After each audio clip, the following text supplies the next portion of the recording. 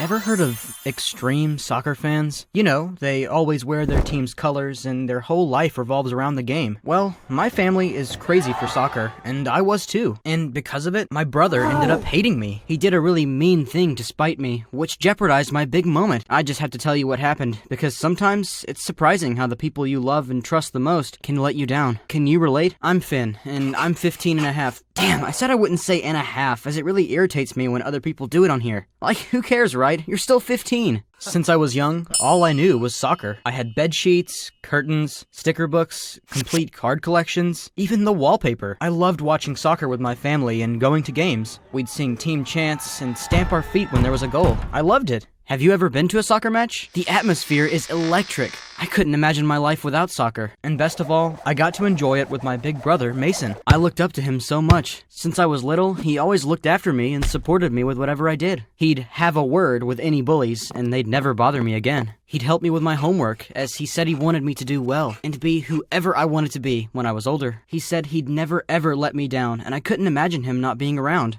But the best thing was, we'd play soccer all the time, and he'd teach me some really cool tricks. And after we watched a game, we'd analyze it in great detail for hours. Like Mason, I was obsessed with soccer. It was all I could think and talk about, and I wasn't the only one. My English teacher, Mr. Hill, supported the rival team to ours, and when they lost, he'd come into school in a really bad mood. I swear, when his mediocre team went down in the league, he downgraded my paper, and I thought, I'll take that for the team. But also, I probably should have worked harder on my English essay rather than re-watching the goals. But it all changed when I met Ted at school. Mr. Hill was in a good mood that day, as his team won, for a change. And he put me with Ted as we had to work on a project together, rather than one of the mean or weird kids. I'd never really talked to Ted before, as he was all cool and in the school band, and never said much. He played the guitar, and when he did, his hair flopped about, and all the girls swooned over him. They didn't even notice me. Anyway, gradually, we started to talk more, and became friends. I'd never met anyone like Ted. He hated soccer. He said he never understood it, and even found it boring to watch. Can you believe that? What he loved as much as I loved soccer was anything music. And when I went to Ted's, I couldn't get over how different his house and family were to mine. The only thing on their walls were paintings of the countryside, not signed soccer t-shirts like at our place. I was amazed that his family talked about all kinds of stuff at dinner. What was going on in the news, programs they were watching, and where they might go on holiday. None of this was happening at my house. It was all about the game. But then, when Ted came to my house, something really unexpected happened. Ted was shocked at all the soccer memorabilia everywhere. But that wasn't the problem. It was when Ted met Mason. I couldn't wait to show off my cool older bro to Ted, and the cool Ted to Mason. But Mason was really off with him from the start. Mason didn't say hi to him, or ask him how he was, like you do. He only asked what soccer team Ted supported. And of course, Ted said none. Well, I couldn't believe it. Mason turned away, bored. It was so rude, and at first, I thought he was kidding, but he wasn't. I was so embarrassed, and told Ted that Mason still hadn't recovered since we lost to our rival team recently. But really, that was no excuse. I vowed to talk with Mason about it, but then I ended up spending more time with Ted. Once, Ted asked me what music I listened to, but I said I only really knew soccer anthems. So, he played some of the music that he liked to me, and I loved it. Why had I never listened to tunes before? After that, I often listened to music with Ted. He played rock music and jazz, even classical music. And then, he asked me if I wanted to learn to play the guitar. Me, I thought, playing the guitar?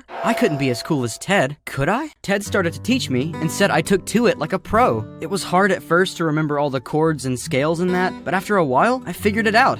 Don't give up, people. But I could only play it at Ted's house, as I didn't have a guitar. So at home, I watched YouTube videos about learning it and played the music that Ted had lent to me. Although Mason always made digs about hearing a strangled cat for hours on end from my room. What made it worse was that when my grandparents found out about my new love for the guitar, they gave me a guitar for my birthday. I knew straight away that as soon as I was alone, I'd be in front of that mirror, pretending I was a rock star. But what ruined it a bit was Mason. All Mason said about my guitar playing was that I wouldn't be able to bring it into the soccer stadium, as it would get in the way. He didn't seem interested and turned away whenever I mentioned it. I loved playing the guitar and practiced as often as I could. Ted thought I had real talent and should do more with it. But it was a completely different story at home. My parents said they thought it was a phase I would grow out of, like the recorder and magic. Mason shocked me the most. He'd try and lure me away from practicing my guitar by wanting to play soccer or watch a game. When I asked if we could talk about it, he bolted out the door. He's not one to share his feelings much, but I wanted to practice. It felt like I was getting really good, and I was sick of having to feel like I needed to hide it. And guess what? Say it with me. It got worse.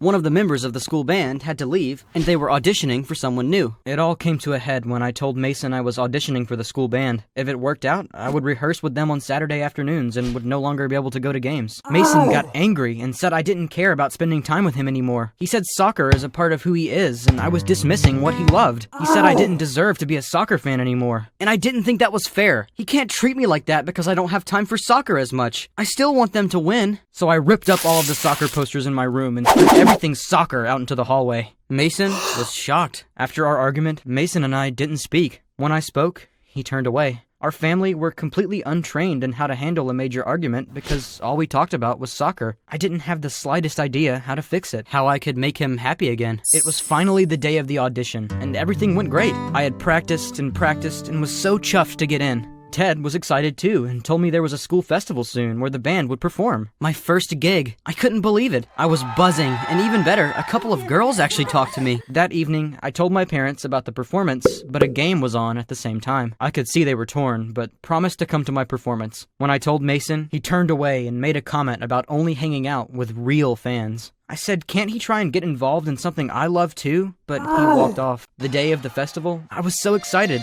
In one last hope, I left a note to remind Mason about my performance and then took my guitar to school. I thought that Mason might be in an extra good mood as our team had scored 4-0 against our rival team. I got there early to help set up, and to be honest, I was glad of the distraction as I was getting really nervous. What if I forgot a note? What if my voice breaks? But soon enough, Ted said we would be performing, so I went to get my guitar. And then I realized it had gone. I looked everywhere for it and retraced my steps. I was devastated. What was I going to do? I was so upset. I explained to Ted, and he helped me look, but it was hopeless. And what was even worse was that Mr. Hill saw me crying because where were we going to get another guitar in like 3 minutes? Ted said maybe it was Mr. Hill who took it in revenge for our team winning. But then, you'll never guess what happened. Mr. Hill came back with his guitar and lent it to me. He said he likes to jam sometimes on break. Helps with the stress. Then he said he might be a rival soccer fan to me, but in a crisis, that shouldn't matter. But then, twist people, twist. He said he was shocked to see Mason supporting me as he missed the game. I was like, Mason is here? He came to see me? So I grabbed the guitar, determined to show my family how good I was. The room was packed as I went on stage. I scanned the crowd and finally saw Mom and Dad. They'd even got t-shirts made with the band's name. But Mason wasn't there. Had Mr. Hill got it wrong? But what came next almost blew my mind. The gig was a hit, and Ted said we should start our own band. But then, I was shocked to find that security had stopped Mason as they found him with my guitar. He was the one who stole it. I couldn't believe it. I confronted him and told him he deserved to get in trouble for trying to ruin my performance just because I didn't like soccer as much. Why couldn't we compromise? And I was shocked as Mason suddenly started crying.